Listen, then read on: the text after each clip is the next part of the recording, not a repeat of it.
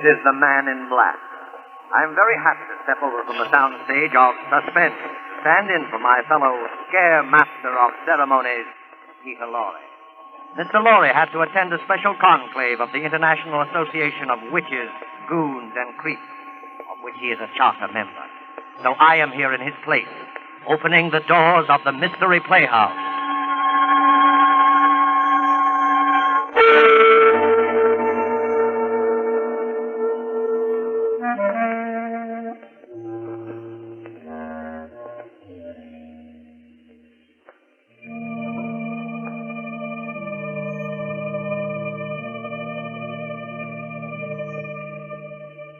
Tonight, the Mystery Playhouse has been fortunate enough to secure the services of that light-hearted raconteur of murder, horror, and the supernatural, the laughing boy of the Inner Sanctum, Raymond.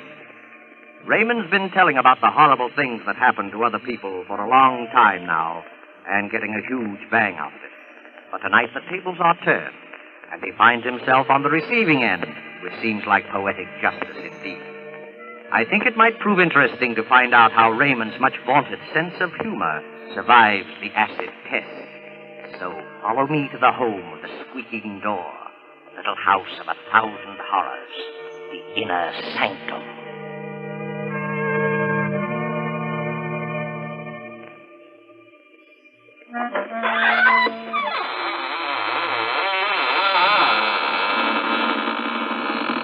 Good evening, friends. This is your host, Raymond. Welcome to the squeaking door of the Inner Sanctum. For those of you who write in to find out why our door squeaks so much, I guess now is good time as any to explain that the hinges are rusty with dried blood. Through that door pass the most beautiful ghouls in the world. Won't you come in?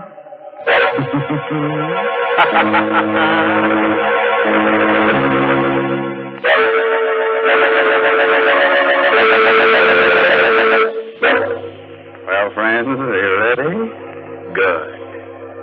Now remember, if you must scream, do it with your mouth closed, so you won't annoy the rest of your family.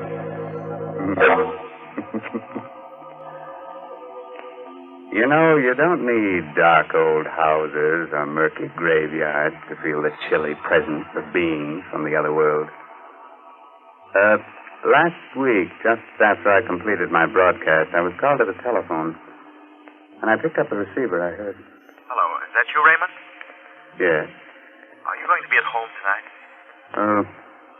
Yes, why do you ask? Because I'm going to drop by.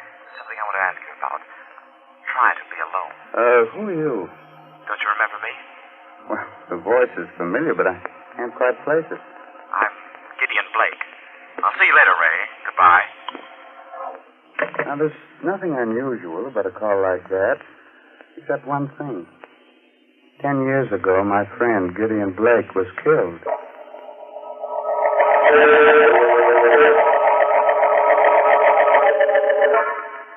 I'm sure that call was some joke. I remember laughing about it as I sat down in my living room with sandwich and basket milk. But later that night, I must have dozed off. I remember being awakened by the tower clock chiming. It was midnight. Somewhere a cat howled against the moaning wind that had sprung up. Strange chills and a shudder through my body. The front door must have blown open. I went to see. Standing there was Gideon Blake. Good evening, Raymond. Blake. You shouldn't be so surprised. I told you I was coming. Yes? You've changed so. It's been a long time. More than 10 years, I believe. But I don't understand. You were burned to death. How on earth did you come back? There are many things which you will never understand while you're alive and on this earth. Why'd you come here? To give you this piece of paper. Huh? What's on it?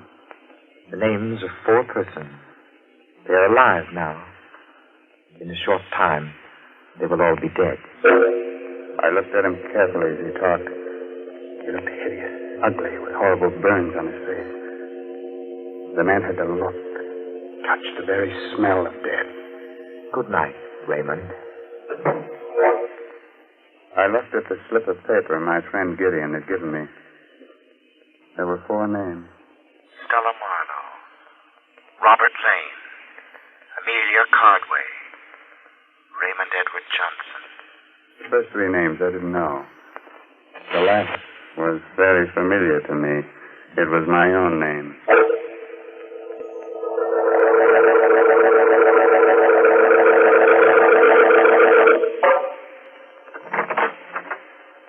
Oh, hello, Raymond. Sit down. Thanks, Inspector Dorr. Cigar? No, thanks. What about that piece of paper I gave you? How'd you get it? I told you. Look, I'm a cop, Raymond. When I believe a story like that one, you can call the little men in the white coats. Oh. No, I'm sorry I bothered you, Inspector. Let's forget it. I can't forget it. Why? Because Blake wrote that note. Are you sure? We checked the handwriting. It's his. So are the fingerprints we found on it. How do you figure it? I don't yet. I am waiting for you I to told tell you me. everything. Say, wait a minute. Maybe Blake's really alive. He got burned to death 10 years ago. Are you sure? Positive. We checked every angle of his death at that time because we thought he might have been murdered. Murdered? I never heard about that. Oh, Blake was with the department, you remember, working on a homicide case. The Lorre Wilcox case, you remember? Oh, vaguely. We figured someone might have polished him off, but nobody did. It was an accident. Was this Wilcox murder ever solved? Well, no. Maybe those names I gave you have something to do with the Wilcox case. Why don't you check them? I did. None of your names figure. These people never heard of the Wilcox murder. Hey, Inspector. Yeah, what do you want, Gibson? Weren't you interested in some information about a dame named Stella Marlowe? Yeah. She was the first name on that list you gave me, Ray. What about her? I just came through on the ticker. Stella Marlowe was found dead. Murdered.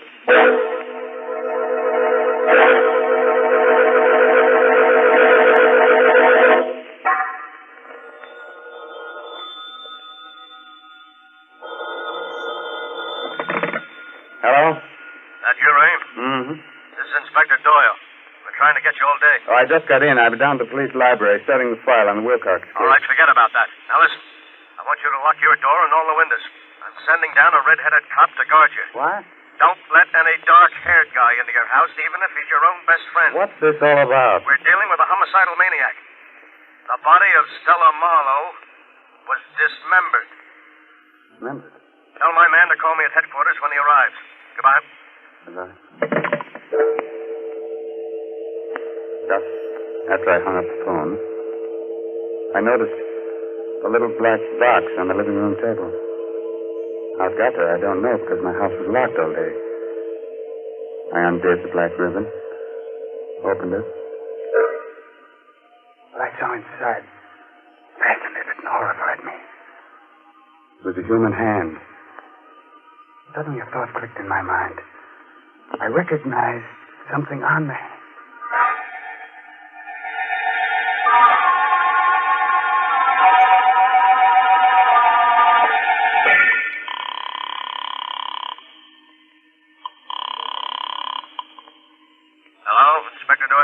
Inspector, this is Ray Johnson. Yeah, what is it? Did you ever find out what happened to Stella Wilcox? Huh? She's the stepdaughter of the murdered Lorre Wilcox. Why do you want to know? Well, she was suspected of the murder for a time. Listen, will you drop that angle? Will you just answer 1 or 2 questions? Did the killer dismember the whole body in the Stella Marlowe murder? Just the hands. Fine. Did she have on a large diamond ring, the 3rd finger on the left hand? Yes. Her friends say she wore it all the time, but how do you... I've got it here. Someone sent me a hand with a ring on it. What? And get this, there's a name engraved inside the ring. The name is Lorre Wilcox. What? There's a scar on the thumb. There was a scar on the left thumb of Stella Wilcox's print in your file. I took a fingerprint. The prints on the hand and the fingerprints of Stella Wilcox are identical. Are you sure? Yes. Stella Marlowe and Stella Wilcox are the same person. Did you find anything else there? Yes. Black hair on the fingernails. I'm coming down to your place as fast as I can get there. Goodbye. Goodbye. The front door slammed the second after I hung up. I turned around. Coming toward me was a man with jet black hair.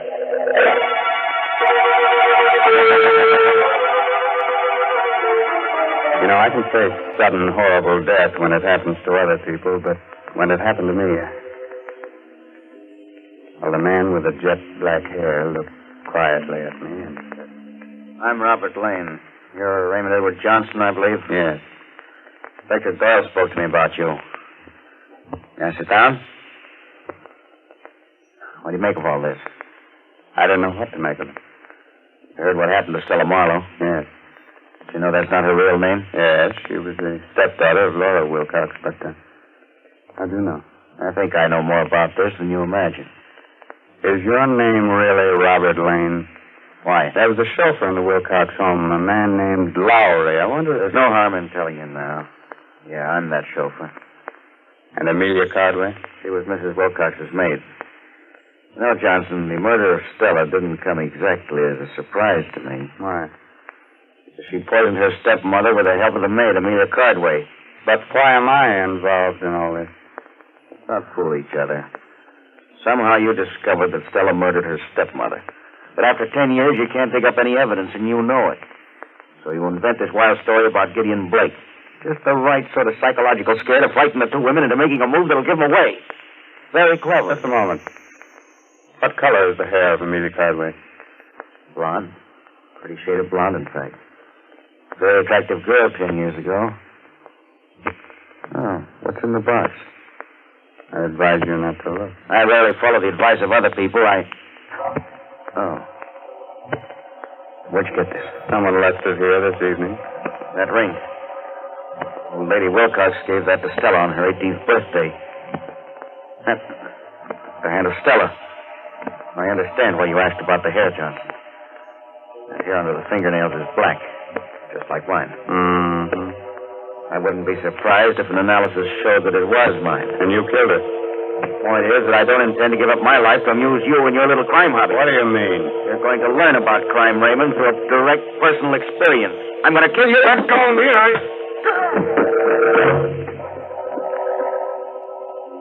He was a powerful man. His blow dazed me. I struck my head against the furniture. I lay there on the floor dazed. Like a slow-motion picture, I saw Lane approach and lean over me.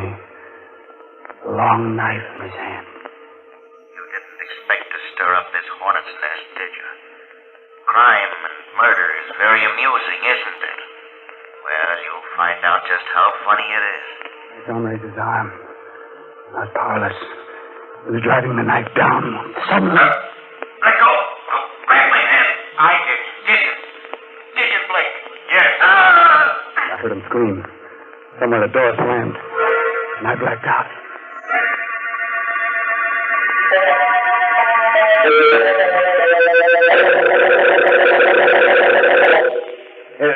Here, get up, right? There you are. You're okay now. Come on, get up. Inspector Doyle. Hey, what happened here? We found you on the floor, out like a light. It was Lane, the Wilcox chauffeur.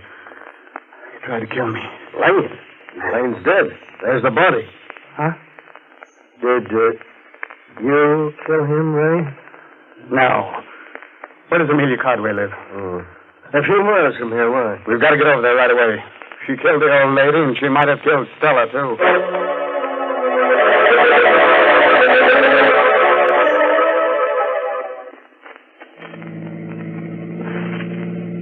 I don't see how Amelia Cardway could have done it. Maybe you'll tell me next that Gideon Blake did it. I don't know. Gideon Blake didn't have a hair on his head. Besides, he's dead. I never arrest a dead man for the crime of murder. You can't get confessions out of him. Perhaps Lane did go to see Stella shortly before she was killed. They were all in this together. Yeah? They told you they didn't know each other to protect themselves. Now, that still doesn't explain how the hand got to your place, or why Gideon Blake came back from the dead, or why we found those black hairs under the fingernails. Yeah, I've got an idea about the hand. Yeah? I think it was dismembered so that you would never know that Stella Marlowe was Stella Wilcox. Huh? She changed her appearance, but she couldn't change her fingerprints. Well, then, who left it at your place, and why? And why should you be on the murder list? Don't remind me of that, please. Well, here's Amelia Cardway's cottage. Maybe we'll get some of the answers here. Come on. What? Inspector. You hear that? Yeah. Come on, follow me, Ray. Inspector Doyle had his gun out and was running into the house. I followed a few steps behind. In a moment, I was in the living room. Doyle was standing there. Well, what happened? Why did you scream for help?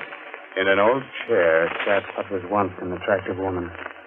The blonde hair was streaked with gray, but the face was a mask of terror. I recognized her from the picture in the police file. It was the former maid of Lorre Wilcox, Amelia Cardway. Yes, Mrs. Wilcox. In just a minute. Come in, Mrs. Wilcox. What's the matter with her? Yeah, she's cracked or delirious. Just keeps sitting there like that, mumbling. You can't live with secrets. Someone will find out. I'm glad they found out. Now she'll never come to see me again, never. Yeah, well, who came to see you? Mrs. Wilcox. I didn't want to give her that medicine. I knew it was poison, but Stella made me. She made me. And so did he, the chauffeur. Getting out of the chair, Inspector. Look, there's a knife in her back. Miss Cardway. There she is, at the top of the stairs. Mrs. Wilcox. Where? At the top of the stairs, Inspector. Look, it's Lorre Wilcox. I'll tell everything, Mrs. Wilcox. We were all in on it together. Stella, the chauffeur, and me. I didn't want to do it. Forgive me for... I'm going upstairs. You look after her, Ray. The moment he reached the bottom steps, Mrs. Wilcox disappeared. I stooped over the Cardway woman. She was dead. A burst of pistol fire came from the upstairs part of the house. A moment later, Inspector Doyle came tumbling down the stairs, the gun still in his hand. He was unconscious. I looked up. At the top of the stairs stood Mrs. Lorre Wilcox. She said nothing, but calmly came down, holding the poker she had struck the inspector with. She bent down, took out the knife from the body of the dead Amelia Cardway. I was too startled, too frightened to move. Suddenly the woman took off her hat, her wig, and there stood Gideon Blake. You'd better go now, Raymond. I don't understand that disguise. Look there. The entrance to the dining room. Fire. Yes. Fire. You'd best leave at once. Those flames are spreading rapidly. Take Inspector Doyle with you. Blake, hurry. Yours is the last name on my list, you know. He didn't have to say any more. I dragged the inspector through the door. Gideon Blake turned, smiled at me, and walked directly into the flames. That was the last I ever saw of him.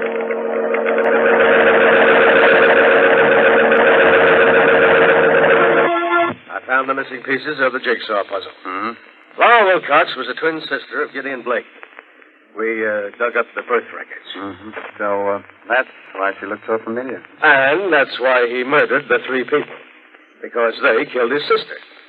He faked his own death in order to carry out justice himself. Yes, but that still doesn't explain why I was brought into it. Huh? A bit. That's simple. He wanted us to know what was going on so that we didn't hold some innocent person. Mm-hmm. Just one more question. Yeah, go ahead. How did Blake fake his own death 10 years ago? Now, we don't know exactly, but he must have done it. Did you find his body in the ashes of Amelia Cardway's cottage? Well, I guess they're there, but, it's impossible to identify them positively. Yeah, that leaves one other explanation. What's that? That Gideon Blake actually died 10 years ago.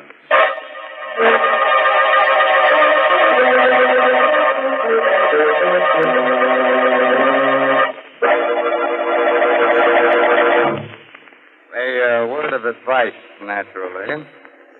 When you get killed, don't let your murderer slice your hands off. But then you can never put the finger on it. Good night. Pleasant dreams.